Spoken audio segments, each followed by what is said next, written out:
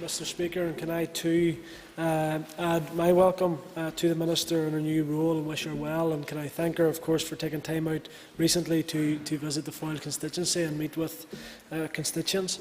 Of course, as a Londonderry man, I'm all too aware of the transport infrastructure issues which we face, along with the thousands of others who use it on a daily basis. Whether it be the log jam at Dungiven, or the bottleneck at Moneynick, the journey for commuters between Londonderry and Belfast is less than efficient, no matter what mode of transport that you use. Similar difficulties, of course, exist between Londonderry, Strabane, Omagh and Enniskillen as well. We need to refocus our efforts on the importance of transport connectivity within Northern Ireland, particularly between the key cities.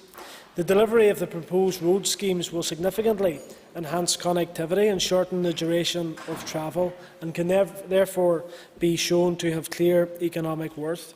In particular, they address specific bottlenecks on these key strategic routes.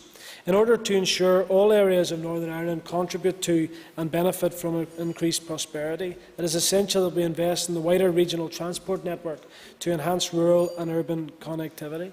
Of course, there are many benefits from that, one being the fact that the local economy will be improved by bringing workers and jobs together, improved access to markets and onward connectivity, and of course more reliable journey times as well. In a DETI Committee report on the opportunity for excellence, Manufacturing NI recently highlighted the lack of integration between the available space for businesses to locate and the transport infrastructure.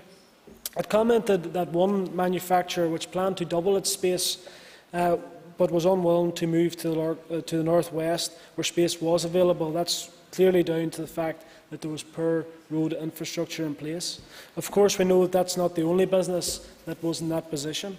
In relation to public transport and the rail line service between Belfast and Londonderry, it is important to stress the role it has to play in the economy and the community in Northern Ireland.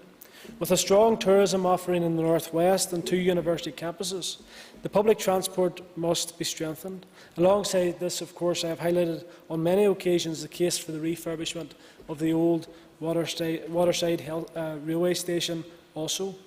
With all this in mind, as already was touched on by a colleague, we must be mindful of the current situation that we find ourselves in, both financially and politically.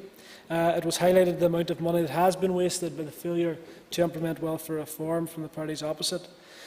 And of course, it has been mentioned in the motion that we want to see this particular motion as a priority or even made as a special case.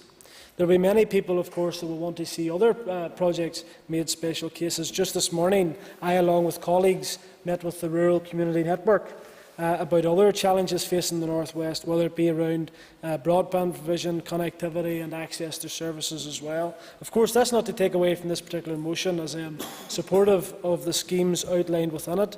Particularly, I would like to see the progress on the A6 and the completion of the rail line upgrade. I believe that where appropriate, the schemes should be split into sections and carried out as and when money becomes available, whether that be secured through Westminster, through Europe, or indeed the Irish Government where appropriate.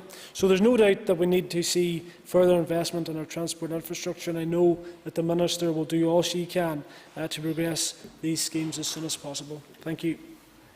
Thank you. And I call Mr. Sean Lynn.